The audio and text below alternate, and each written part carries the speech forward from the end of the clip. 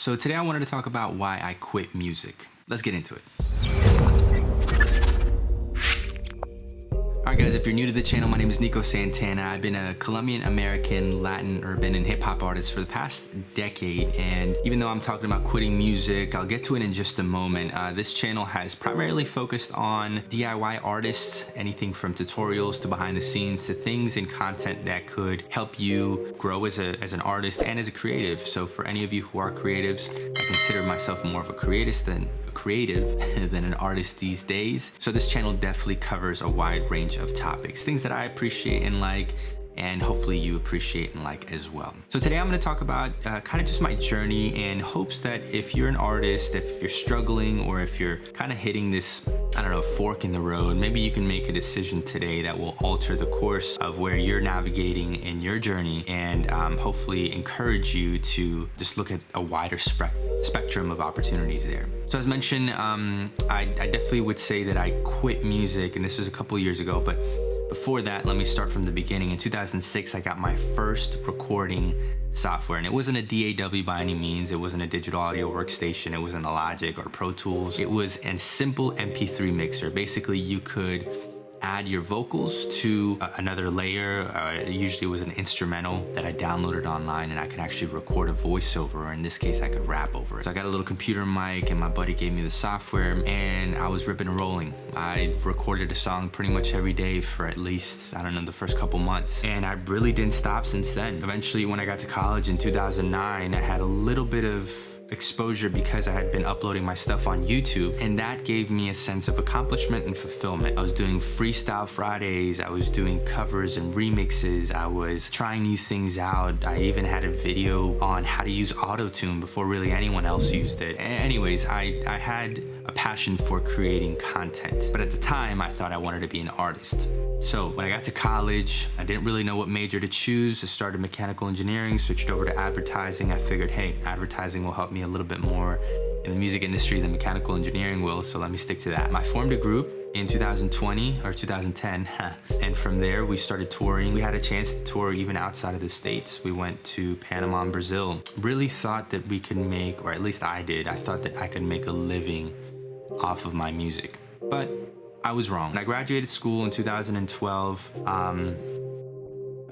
Sorry, just answering messages from the wife. I graduated school in 2012, didn't have a lot of job prospects or opportunities at the time. So in my working with the church environment that I had been accustomed to for the past year and a half, 2 years, I ended up working for a church in my college town. Then it ended up moving to Miami and worked for a church there for a couple months. Quickly realized that not the churches, but the organization that had placed me there, and the organization I was a part of, was very unhealthy. There's a lot of issues there. I left, and after a couple months, not even, the whole organization just basically fell apart. I forgot to mention that one of the reasons why I joined the organization in the first place was because they had falsely promised that I would be doing music full-time and working for churches on a part-time basis eventually, but of course that wasn't the case. I realized that I didn't want to be a part of that environment anymore. I didn't want to work for a church. No knock to them, but I realized that that wasn't my passion. And after my experiences, I really didn't want to go back to that environment. So in 2013, I'm still friends with the group called Foundation. By the way, we still make music together. Some of my closest brothers, just because they're good people. One of them was living in Tampa, John Levi, and he was only a 3.5-hour drive from where I lived at the time. He came over to visit one weekend, which was great. We recorded a music video. I was like, yo, this could be like the next, I don't know, Starsky and Hutch. It's what it felt like. I gave it a little bit of thought, and my then girlfriend, now wife, was planning on moving to Tampa. So I said, you know what, let me put in a bid for this company and move to Tampa.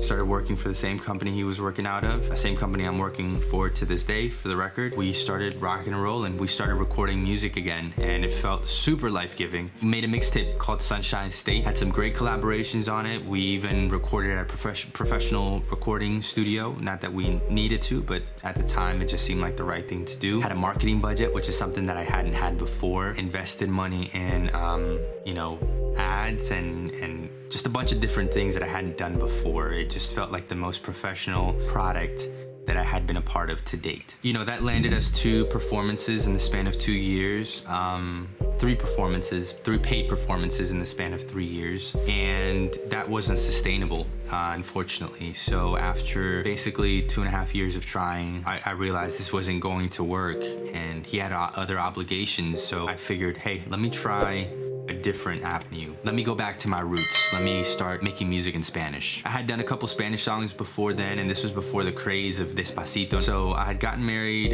My wife and I certainly had more financial obligations, and I wanted to help out my parents as well. So there was a lot of financial pressure there as well. So I said, if I want to make a career out of this, I better go to an industry that is going to treat me like a professional. And so if I want to be treated like a professional, let me start putting myself out there as a professional. And I kind of tailored my image to become more pop and started, you know, doing music in Spanish. And basically it's kind of like a pseudo Pitbull in a sense. You know, I was a rapper, sang a little bit, ended up getting picked up by this no-name label that ended up being a sham. You know, we put out 1 song together in a video that I still am embarrassed of to this day. Met J Balvin, tried to rekindle some connections with his manager, who was also Juanes' manager at the time when I'd met her. That didn't pan out. Tried to rekindle some of my connections with some producers in MTV3. Didn't really work out. So I was running out of options, and I kind of felt like I became desperate in a sense, just trying to get attention. Due to some personal battles and stuff like that, and the music stuff, I just felt like I was kind of losing my way. And so in 2009, I decided to just give it all up. I decided to quit music, cold turkey. I had been working with an artist based out of Ocala who had been growing on YouTube a ton, and I saw potential there for my YouTube channel, but I didn't really dedicate time to it. Him and I, you know, unfortunately lost contact. I just put my head down, man, and I said, I'm gonna finish my MBA, which I ended up getting. I'm just gonna work at the company that I'm working at and kind of just progress through the ranks, which I ended up doing so. In the meantime, you know, I still had this itch. I felt like I needed to scratch it, and I realized that what I said in the beginning is that I'm really a creative at heart. I'm a content creator, and that wasn't something that was really named back then when I first started creating content on YouTube and MySpace back in the day, and even Facebook. But now seeing friends of friends being full-time content creators and meeting other people that were in that journey, and seeing how other artists had grown and matured and become not just artists but just content creators, talking about the topic of music or music production or whatever it was, I was like, yo, I could do this, you know. And I had put out some videos like that before, tutorials and whatnot, but I was like, let me just try this, man. So I started putting out videos, and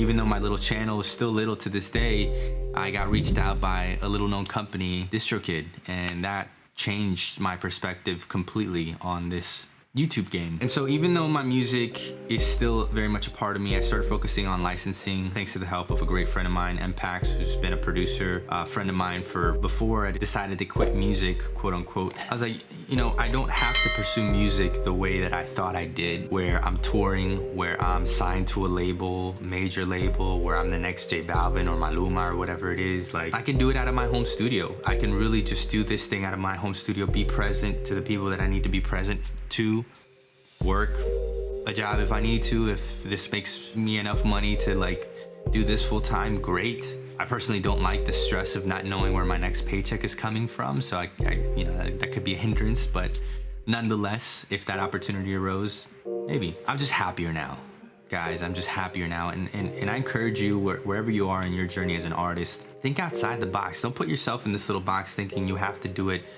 the way that it's been emulated on TV back in the day. Now we have the internet, y'all. Like, you can make a career out of YouTube, right? You can make a career off of Instagram, off of TikTok nowadays, right? There's potential.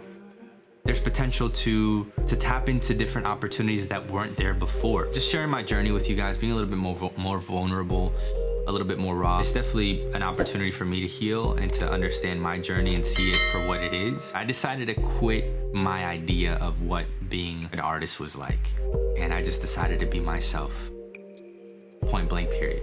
And I'm happier doing that. As long as you're happy, and as long as you're progressing, and as long as you're creating something that serves a deeper fulfillment than yourself, you'll be good. If you're just chasing this stuff for money, for fame, those things go away and it's not gonna be sustainable.